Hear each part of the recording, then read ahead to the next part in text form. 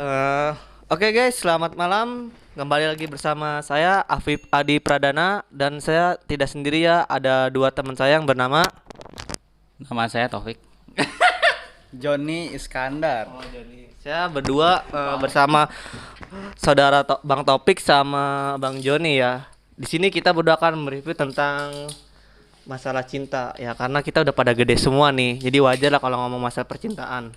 Nah, maka dari itu saya akan mulai bertanya-tanya nih kepada saudara itu Bang Topik sama Bang Joni. Apa sih itu arti cinta? Konon katanya nih, katanya kalau maksudnya cinta itu dibutuhkan oleh semua orang. Katanya kalau nggak ada cinta itu orang nggak bisa hidup. Coba kita tanya dulu ya, maksud arti cinta itu sebenarnya apa nih? Kan kalau di Google itu kan banyak kan pengertiannya. Gimana kalau kita langsung tanya ke orang yang langsung nih, pakarnya lah ibarat kata ya, namanya Bang Topik. Oke, coba apa sih Bang? Cinta itu apa gitu maksudnya? Bukan hanya CINTA aja kan, pasti ada artinya kan?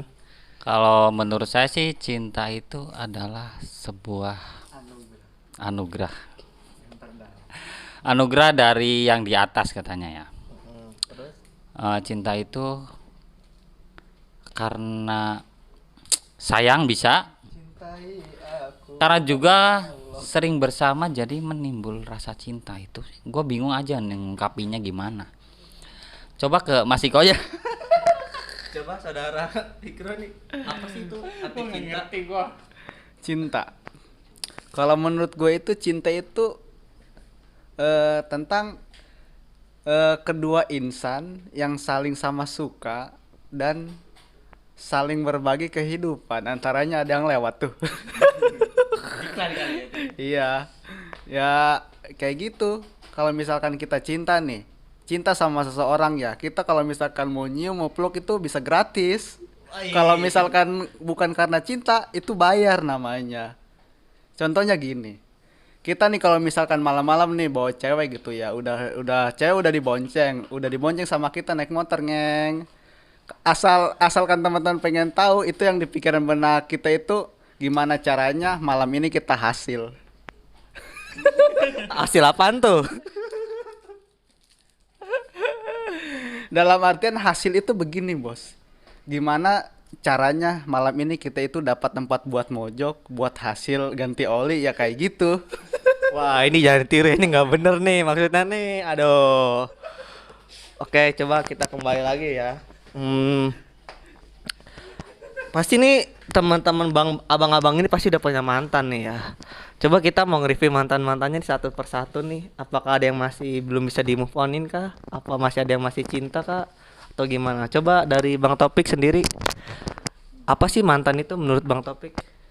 Mantan itu ya orang yang kita sayangi namun sekarang kita udah nggak bareng lagi alias nggak bersama gitu. Jadi kita udah pisah, putus. Jadi sekarang udah nggak bareng lagi gitu ya, itu namanya mantan. Tapi ada nggak kenangan-kenangannya gitu dari mantan? Misalnya lagi makan bareng atau lagi nonton atau lagi apa gitu? Ada sih kenangannya, jalan-jalan sih. Kalau nonton saya belum pernah. Ih, parah banget ya, belum pernah nonton nih guys. Aduh, coba nih ke saudara kayak Bang Bang Joni. Bang Joni. Apa tuh pertanyaannya dulu? Mantan itu apa sih menurut dari Bang Joni itu? Jadi mantan itu kalau menurut saya itu kayak semacam tisu ya. Kalau misalkan udah satu kali pakai buang. Jadi ibaratkan itu buanglah mantan pada tempatnya kayak gitu. Buanglah mantan pada tempatnya seperti tisu. Oke. Eh, mau nanya lagi nih. Menurut abang-abang mantan itu bisa bisa jadi jodoh nggak? Bisa kalau kita bisa ketemu lagi. Tapi kalau nggak ketemu lagi ya nggak bakalan jodoh. Tergantung kitanya sih, kita mau usaha lagi buat ngedeketin mantan atau kita bener-bener mau ngelupain gitu. Ya gitu aja lah. Oke, coba kalau dari Bang Joni mantan bisa jadi jodoh nggak? Kalau pribadi gue sih kalau masalah mantan ya, yang udah mah udah aja gitu. Kalau misalkan kita udah tahu dalamannya kayak gimana, udah kita pakai, udah kita rasain, ya udah tinggalin. Ngapain coba kalau tisu yang udah di tanah kita ambil lagi, Itu aja. Oh, lagi-lagi Bang Joni selalu berpikir dengan tisu, kalau Bang Topik berpikir mungkin aja kalau ada Mungkin. usaha aja. Oke, oke. Terus nah mau nanya nih kan pacaran anak muda zaman sekarang pasti kan pada yang aneh-aneh nih. Ya tau lah pasti ciuman segala macam itu mah udah suatu hal yang biasa kan. Nah menurut Bang Topik sendiri itu gimana ya? Wajar nggak kalau pacaran udah nyampe ciuman, pegangan tangan kan pada itu kan belum muhrimnya. Kalau menurut saya sih wajar ya. Kalau pacaran itu cium-ciuman gitu ya. Yang nggak wajar kalau sampai tidur-tiduran. Udah gitu aja sih menurut saya. Oke, coba nih kalau dari Bang Ikra nih, wajar nggak kalau pacaran udah nyampe segitu? Bang Joni, aduh lupa. Coba gimana menurut Bang Joni? Iya. Apa dulu pertanyaannya nih? Wajar nggak anak pacaran zaman sekarang udah pada ciuman, pegangan tangan dan segala macam-macamnya lah? Oh, kalau masalah itu waktu jelas, udah pasti. Dulu saya pertama ngelakuin kayak gitu pas gua nembak pacar saya pertama, gua cium aja di depan ini umum. Nekat sekali. Mantan pertama udah dicium ya. Oke. Ini sekali lagi nih sini nih. Oh, ada lagi. Coba apa nih? Jadi yang namanya pacaran itu, kalau masalah hal pegangan tangan, cium kening, cium apalah entahnya itu, hal itu memang sudah biasa dilakukan oleh semua remaja-remaja kita kan. Jadi jangan salah, masalah ciuman bibir itu, jadi kita itu bakalan tahu dia itu sayang sama kitanya itu tulus apa enggaknya kayak gitu. Oh, begitu ya. Bentar. Kan nih ada pertanyaan nih, nikah muda itu bagus apa enggak? Bagus nikah muda daripada ntar nggak laku-laku sampai tua. Alasannya? Alasannya kalau nikah muda itu nanti kalau misalnya anak kita udah gede, kita belum tua jadi kita bisa ya main-main bareng gitulah. Gitu aja sih. Nah, kalau Bang Joni gimana? Nikah muda baik apa enggak? Tambah lagi kalau nikah tua nanti anak kita masih kecil-kecil, kita udah nggak kuat untuk nyari nafkah gitu buat keluarga. Oke, coba nih dari Bang Joni gimana nikah muda itu baik apa enggak? Sebenarnya gini, menurut Rasulullah Shallallahu Alaihi Wasallam, yang namanya nikah itu dianjurkan umur 25 itu paling tua ya. Jadi nikah muda itu bisa menjaga kita dari perbuatan zina. Ya begitulah kalau menurut Nabi kita.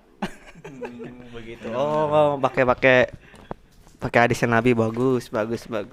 Tapi kan namanya zaman sekarang kan nikah muda itu karena gengsi bukan karena kebutuhan. Itu gimana? Misalnya nih, gue punya temen cewek nih, temennya udah nikah, pasti si ceweknya ini pasti ngebet pengen nikah juga. Nah kita kan sebagai cowok pasti disuruh juga nikah buru-buru, sedangkan yang namanya cowok kan belum matang, belum siap menjadi kepala rumah tangga, terus belum punya pekerjaan tetap, terus ada juga yang masih kuliah. Itu gimana ya? Soalnya kita punya pengalaman nih, putus gara-gara belum siap nikah karena diuber-uber pengen mantan tuh dulu pengen nikah. Coba gimana Mas Topik kasih solusinya kalau ada teman-teman kita yang punya kasus seperti ini nih. Jadi udah niat serius tapi buru-buru nikah, tapi sedangkan si cowoknya itu belum siap. Itu gimana solusinya? Ntar nih buat para penonton yang nonton nih, siapa tahu dikasih, oh ternyata begini cara penyelesaiannya. Apakah Mas Topik punya jawabannya? Lamar aja dulu, nikahnya nanti. Yang penting dilamar dulu aja gitu. Tapi kan namanya perempuan kan mau kepastian, nggak mau masa iya dilamar nunggu setahun, udah lamaran nih ntar nikahnya entah kapan nggak ada kepastian, belum tentu mau juga dari pihak keluarganya kan. Itu gimana itu? Ya boleh utang bang. Buat modal nikah dulu. Oh, solusinya ngutang tapi tetap dipaksain mau nikah gitu. Iya. Nggak mau nanti dulu apa gimana? Kalau udah sama-sama suka, mending dinikahin aja. Takutnya nanti bubar malah stres. Gitu. Oke lah, coba kalau dari Bang Joni gimana nih? Yang tanya saya tadi. Ya kalau menurut saya sih gini, menurut pengalaman saya yang udah berumah tangga 3 kali hancur lagi. Ya. Jadi kalau misalkan si ceweknya udah pengen dinikahin, kalau misalkan udah ada jodoh, ya kenapa enggak? nikahin aja. Kalau masalah rezeki mah urusan belakang. Betul. Iya kayak gitu. Kan yang namanya rezeki kan kalau misalnya kita udah punya istri kan insya Allah ditambah kayak gitu. Jadi jangan takut nggak ke ini, nggak ke paraban istrinya kayak gitu. Iya gitu. Makanya untuk para kalian semua yang udah pada punya pacar gitu, jadi kalau yang si ceweknya buru-buru nikah jangan takut istrinya nggak ini, maksudnya nggak ada pekerjaan, nggak ada rezeki kayak gitu. Jangan takut. Jadi kita itu udah ada ininya, rezeki jodoh itu udah ada yang ngatur kayak Jadi gitu, nggak bro. mesti harus mapan lah ya, Nah. nggak mesti harus mapan, kita tetap positif aja kalau nantinya kita dapat rezeki kalau udah nikah, gitu aja. Begitu ya. Oke, oke. Oh, bagus juga sih jawabannya nih ya. Nah, misalnya nih eh kan setiap orang kan pasti punya masa lalunya nih. Nah, kita ngebahas gimana sih cara ngelupain mantan gitu. Sedangkan masa lalu kita itu banyak banget kenang-kenangannya. Kita kan udah bahas jodoh, kita balik mundur lagi nih ngebahas gimana caranya ngelupain mantan. Sedangkan kita aja masih jomblo, padahal tapi dia sendiri udah bahagia sama yang lain. Nah, kita masih begini-begini aja nih, belum ada perubahannya. Tuh gimana tuh caranya? Dia udah bahagia, kita nggak bahagia nih. Curangan kan, dia udah bahagia, kita nggak bahagia, kita masih menderita, masih kebayang. Kadang kita itu yang namanya move on, nggak bisa move on itu, kita udah kesel sama orangannya, tapi kita nggak bisa lupa sama kenangannya. Itu gimana Mas Topik solusinya buat nih para penonton nih yang susah move on nih? Gimana nih solusinya?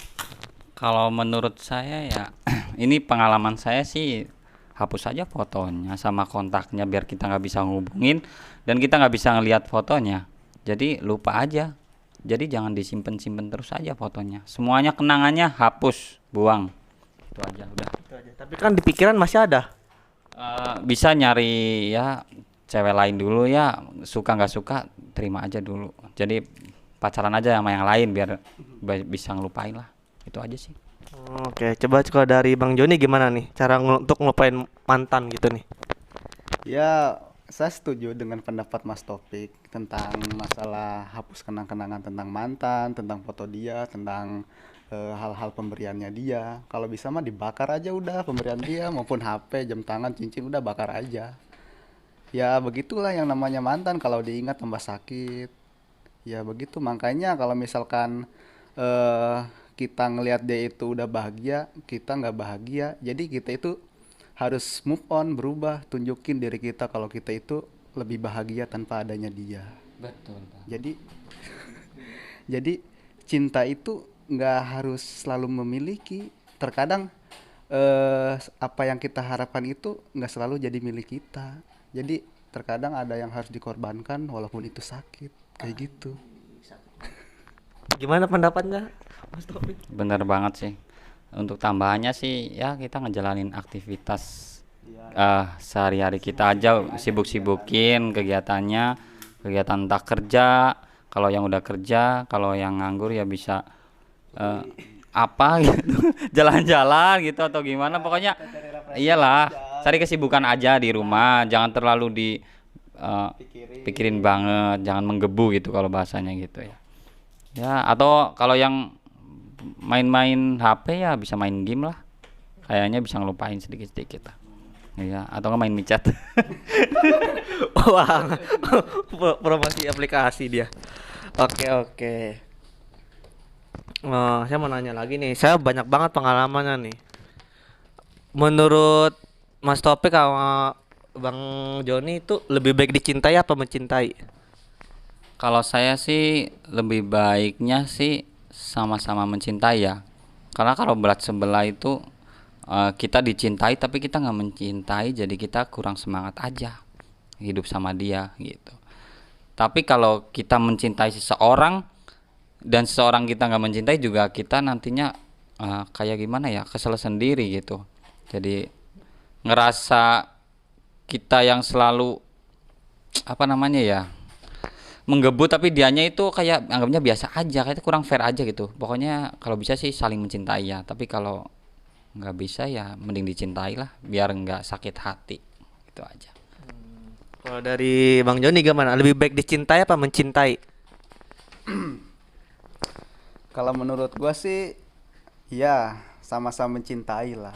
Tapi terkadang nasib itu nggak selalu memihak ke kita gitu. Kadang-kadang begini loh.